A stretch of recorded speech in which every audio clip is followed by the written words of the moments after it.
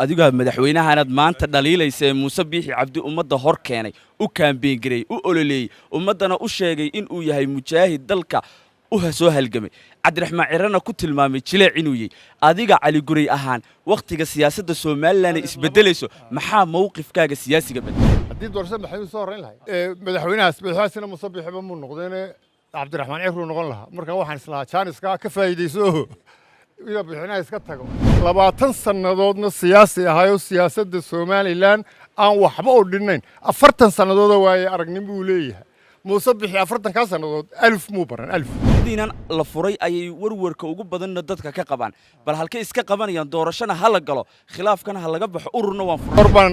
dhimanaya Maxamuud Xaasho laakiin adigu 5 goor baad dhimanaysa haddii aad Muuse Biixi ku taageerto doorashada aan la isla ogolayn doomiyaha urur siyaasadeedka halgan mujaahid Cali Guray oo qayb ka mid ah warbaahinta la hadlayay ayaa waxa uu ka hadlay xeerkii maalintii daraadahayd ay golaha wakiilada Soomaaliland ay ansixiyeen xeerkaas oo ah in guud ahaan balaysa saaro doorashooyinka ururada iyo madaxtooyada Soomaaliland waxaanu sidoo kale Cali Guray dhaliilo kala duwan u soo jeediyay madaxweyne Muuse Biixi Cabdi isagoona sidoo kale sheegay mowqifkiisa siyaasiga ah iyo cidda uu la jecel yahay in kursiga ugu sareeyo ee hogaaminta dalka uu ku fadhiisto anigu horta urur iyo xisbi iyo kursiga madaxweynuhu ku fadhiyo intaba waxay gala qaalisan dhiigga dadkayga markaan dib u joogsaday waxay ahayd markaan arkay in doorashadii dambe ee golayaasha deegaanka laga soo hormarinayo doorashadii ka horreysay ee madaxtooyada doorashadaana in badan baan wax ka qoray waxaanan sheegay in aanay ka qabsoomayn dalka horena uga qabsoomin haddana ka qabsoomayn doorasho aan la isla ogolayn markaan arkay inuu madaxweynuhu dabada ka riixayo doorasho aan la isla ogolayn oo aan hubo haddii uu dhaqaajiyo in dhiigga shacbigaygu ku daadanayo dadkaygu oo aan sanaaduuqda korkooda xabaddu ka bilaabmi doonto markaan arkay inaan u xalaaleeyo dhiigga dadka waan diiday waxaanan ka doortay wixii aan ku waayay in aanan aqbalin anigu waxaan taageersanaa oo cadaaladna ahayd labada doorasho way kala horreeyeen ta madaxweynaha horreysay inta madaxweynaha la soo hormariyaan ururka u samaystay oo dabeedna mas'uuliyadda doorashada dambe waxaa yeelan lahaa madaxweynaha ku soo baxay doorashada madaxtooyada soo maaha haddii doorashada madaxweynuhu soo horeyn lahayd madaxweynahaasina Muuse Biixi ba muu noqdeen Cabdiraxmaan Cirana noqon lahaa marka waxaan islahaa Jaaniska ka faa'iideyso ila bixinaa iska tago ka dambe ay yimaadaan wax badan buu bedeliyay halka hadda ururka oo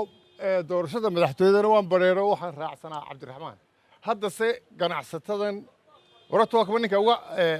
la xajeclo badan Soomaaliland 40 ugu lacagta badan dalkaba ay noogu daaraha dhaadheer waa kuma ninka halkan jooga ee golaha ee baarlamaana ee uga la xajeclo badan dalkan soo jeedintan ay keeneen anagu kubaanaan talagelin anigu kuma talagelin kulliba waxaan ku talagalay madaxweynaha soo horeysa haddii kale aan ka hadho oo dabeedna halkaa xabadda uu ka bilaabmo gacan libaax iyo Maxamuud Haybe dabeedna halkaa la iskala baxo oo ilaa ina guuxaa ay xabaddu sanduuqii la geeyaba la isku dul qabsado halkaa ka gaadh ilaa iyo intaad beli dhiig gelayso oo haddana waqooyi uga soo rogta reer quro Soomaaliyeed baa dega oo xuduudda Soomaaliland ee ugu dheer dega reerkiina Muuse wuxuu arkayaa labadan xisbi marka de anigu taa dhiig baa ku daadanaya haddana imika taa hadduu suuro geli weydo haddaba iga qora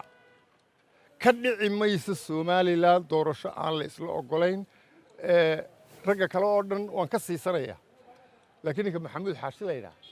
taani waxaan qabay inuu yahay siyaasi intaa garan karaya ma imika Muuse Biixi u xalaaleynaya dhiigga dadkiisa iyo doorasho la isku dilo damacu qofka indhalaan buu ku ridaa waxaan leeyahay anigu 2 goor baan dhimanaya Maxamuud Xaasho laakiin adigu 5 goor baad dhimanaysa haddii aad Muuse Biixi ku taageerto doorashada aan la isla ogolayn ugu dambeyntii Cali Guray haddii hal su'aal ku raaciyo waxaad adiga madaxweynahanad maanta dhaliilaysa Muuse Biixi Cabdi ummadda hor keenay u kaambeyn garay u ololeeyay ummadana u sheegay in uu yahay mujaahid dalka soo halgamay cabdiraxmaan cirana ku tilmaamay jileec inuu yahay adiga cali guray ahaan waqtiga siyaasadda Soomaaliland ay isbedelayso maxaa mowqifkaaga siyaasiga bedela waxa bedela shalay Muuse Biixi muu ahayn madaxweyne Muuse Biixi oo madaxweyne ma aragteen shalay markaan anigu taageersanaa Muuse Biixi oo madaxweyne amiyaynu aragnay maya maanta waynu aragnay 5 sanadood buu xukumayay 5 sanadood siduu hogaaminayna raali kuma ihi waana madaxweynihii ugu xumaa ee taariikhda Soomaaliland soo mara isaga ayaa isburuuf gareeyay inuu yahay marka Cabdiraxmaan waa sheegay wixii aanu ku dhaliilaynay ugu weynaa wuxuu ahaa waa ninka dhigta wax loo saarayo maaragtay kolba nin dhigta wax u saaraya wala waxba hogaamin kari maaye maantana waxaynu leenahay ilaahayow bal mid ciiduun wax ka dhageysta oo dhigta wax loo saaro waxay ka oranayaan in habeenaas dhigta wax u saaraysa oo soo takalana u saari maayo labada dhigood bay mar wada saaray marka Cabdiraxmaan runtii ma aqoon oo dagaalkii markii isaga iyo xirsiyada aanu isaysanay dagaalkaas aan ku fogaad in kastoo isagu mar qura ila hadal waan bartay imika waa nin lagu aamini kara qarankan oo hogaamin kara oo 20 sanadood diblomaasi ahaa 20 sanadoodna siyaasi ahaa siyaasadda Soomaaliland aan waxba u dhinayn 40 sanadood waaye aragnimo uu leeyahay Muuse Biixi 40 sanadood alif muu baran Yaasir Axmed Abdullaahi Sirashka iyo muuqaal duuba sare Yaxya Brown MMTV Hargeysa